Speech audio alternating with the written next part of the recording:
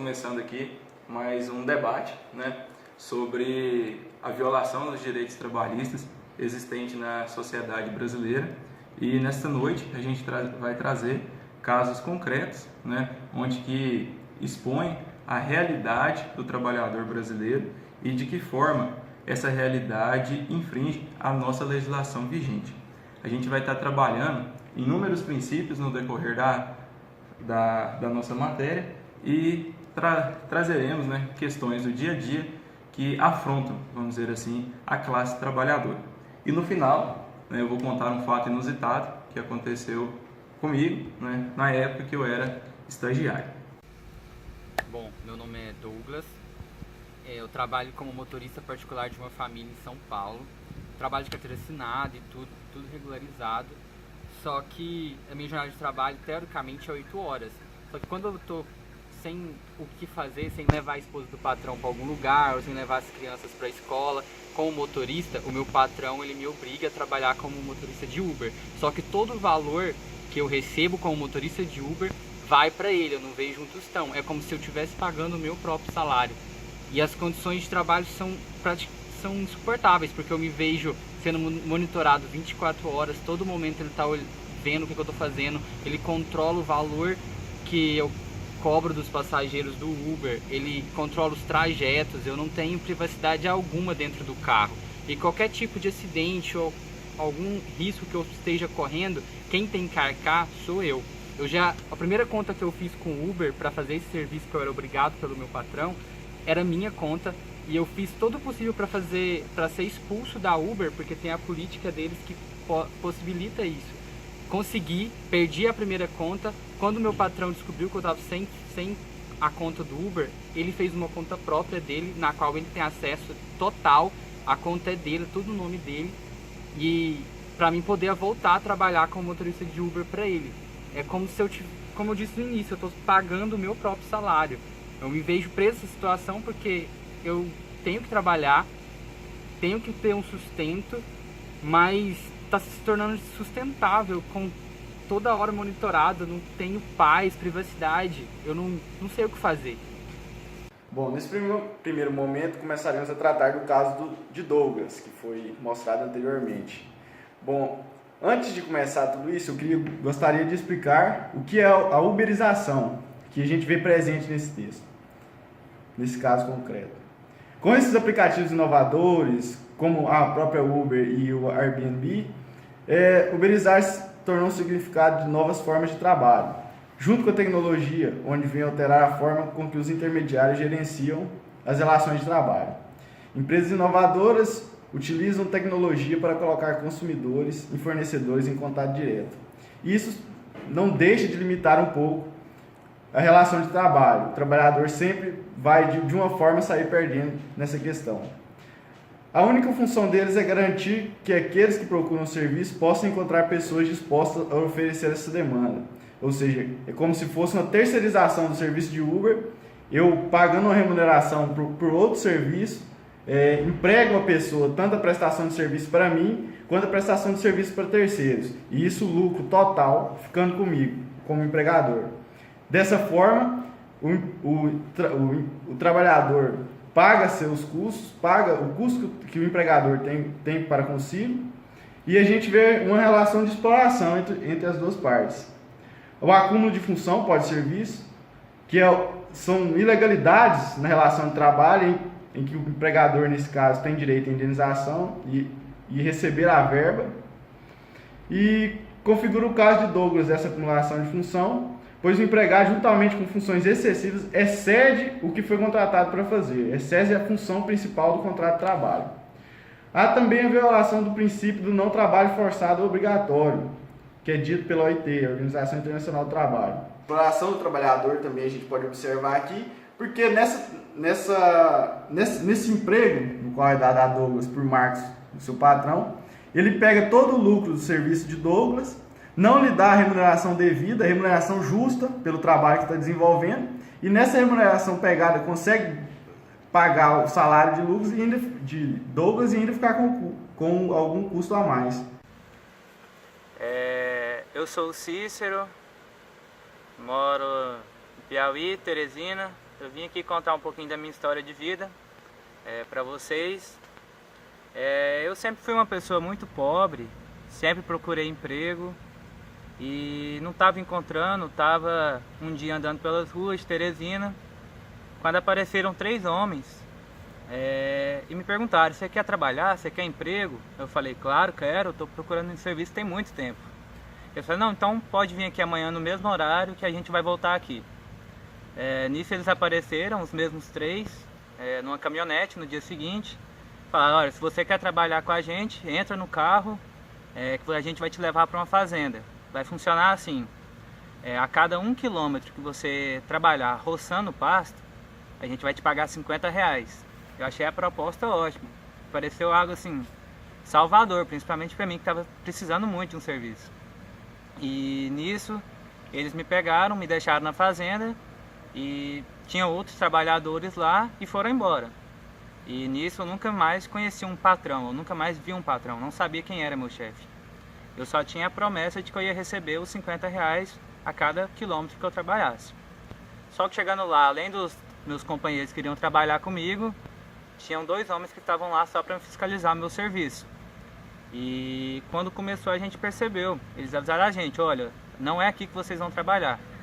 Está a 8 quilômetros daqui a fazenda que vocês têm que trabalhar, não tem estrada até lá. E isso a gente tinha que caminhar 16 quilômetros por dia, carregando nossa comida, carregando nossos utensílios de trabalho. E esses utensílios, né, nossos equipamentos de trabalho, foram comprados por R$100 que o nosso patrão, quando apareceu, nos deu, que já seriam descontados do serviço que a gente ia fazer, que a gente ia receber. Só que nisso eles deixaram a gente com comida, pouquíssima comida e água, e simplesmente falaram: olha, vocês têm que caminhar isso todo dia, tem que trabalhar. E nisso a gente foi, todo dia, a gente recebia ameaça todos os dias dos que vigiavam o nosso trabalho. E todo dia era assim, a gente tinha que caminhar 16 quilômetros, a gente era ameaçado, trabalhava o dia todo, já tinha se passado uma semana e a gente nunca tinha recebido, nem tinha visto nosso patrão. E nisso, após 15 dias de trabalho, sem receber, comendo comida aí já estragada, passando fome, sede, comida que molhava na chuva, a gente carregava peso todo dia. Eu decidi fugir com meus companheiros, enquanto as pessoas que nos vigiavam estavam dormindo, a gente fugiu. A gente foi pela mata, ficou bebendo água da chuva, alimentando de frutas, até chegar em Teresina. E lá a gente procurou o Ministério do Trabalho e informaram a gente que a gente tinha sido vítima de trabalho escravo, que era comum na região. E só aí a gente se deu conta de que a gente tinha sido enganado, que a gente nunca ia receber, que a gente estava sendo totalmente explorado ali. Observando o caso exposto por você e trazendo o caso seguinte, a gente percebe que os princípios constitucionais presentes na legislação trabalhista são infringidos a todos os momentos, né?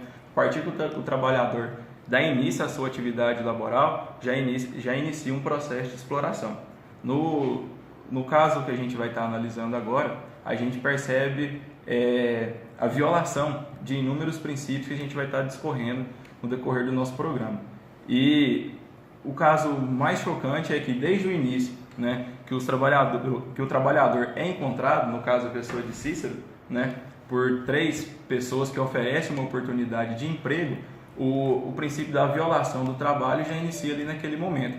Ele já foi inserido em uma falsa propaganda de uma forma de trabalho que ele estaria contextualizado, oferecendo uma longa atividade por um custo bem reduzido. Ou seja, a mais-valia do serviço já estava inserida ali. Então a gente percebe que a fragilidade e a necessidade de trabalho, de recursos financeiros pela própria subsistência, fez Cícero, né, inserir nesse processo aí. A gente percebe que os princípios constitucionais de trabalho são aqueles que balizam a existência e a interpretação do ramo da justiça do trabalho, onde que o princípio da violação do trabalho presente no artigo 7º da Constituição Federal, em seu inciso 4º, é amplamente infringido, desvastado no caso. A gente pode perceber que quando Cícero é levado para a propriedade rural, ele já está dando início a uma atividade escrava, onde que ele não possuía mais liberdade de explanar as suas vontades, as suas formas de trabalho. Ele já estava ali obrigado, né, a cumprir a atividade imposta pelo empregador, no caso ali a figura do patrão, né? Quebrando outro princípio interessante aí, que é a função social da propriedade, né? Que a propriedade rural, a gente tem em mente que ela não pode ser uma propriedade voltada para a exploração das pessoas, e sim ela deve ser explorada por uma quantidade maior de famílias e transformar essa exploração em riquezas. Ou seja, a propriedade tem que cumprir essa função social de inúmeras pessoas. No nosso território brasileiro, a gente percebe uma grande quantidade de pessoas que são inseridas na propriedade, mas como uma forma de exploração do trabalho delas, e não como uma forma de acúmulo de riquezas ou a quantidade necessária para a pessoa ter a sua sobrevivência. São inúmeras propriedades, né, grandes volumes de terra na mão de pequenas pessoas, cumprindo, né, uma função totalmente contrária que é previsto nos incisos, né, constitucionais aí, tanto do artigo 7º da Constituição Federal, no seu artigo 30 e 31, né, e que são princípios essenciais aí para a sobreexistência da população brasileira, né? A dignidade da pessoa humana foi totalmente fragilizada nesse caso, onde que Cícero, né, teve as suas condições voltadas principalmente para a exploração. Ele teve todas as suas vontades, todas as suas formas de domínio ali, de ser humano, serem ceifadas pela vontade do trabalhador.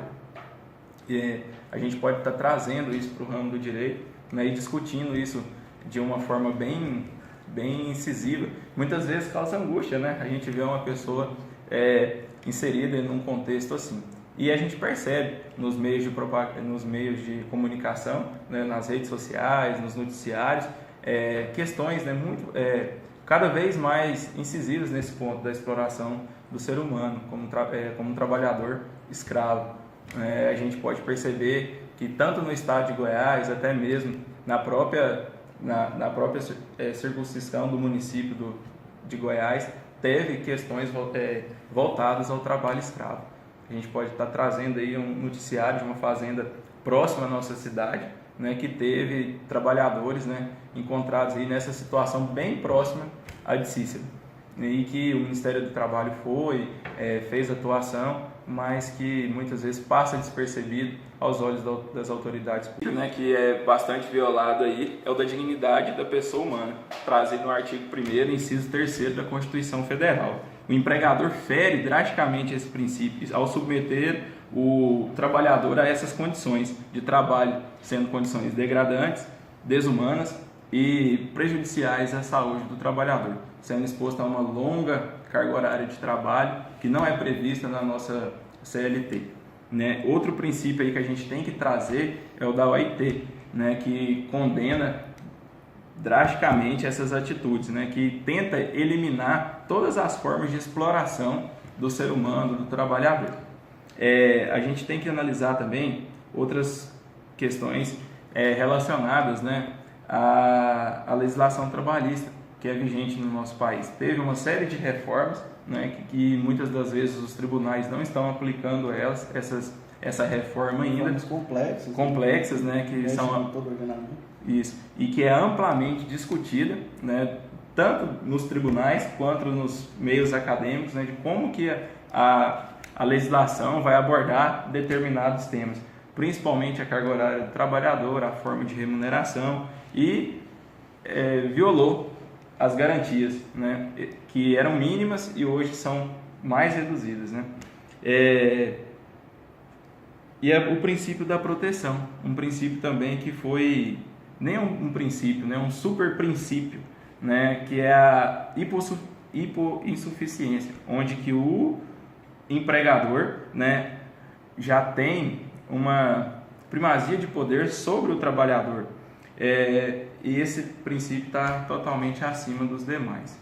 Como eu tinha prometido, eu vou estar trazendo, né, um fato que aconteceu comigo em meados de 2011, época que eu cursava licenciatura plena em História, e em busca de melhorias e tudo, né, eu consegui um estágio em uma instituição federal, e como todo estudante, a gente fica muito eufórico, né? Para começar a atividade e tudo, e se sentir útil, né? E com certeza conseguir recursos financeiros, né? Para estar nos ajudando no dia a dia ali do círculo acadêmico.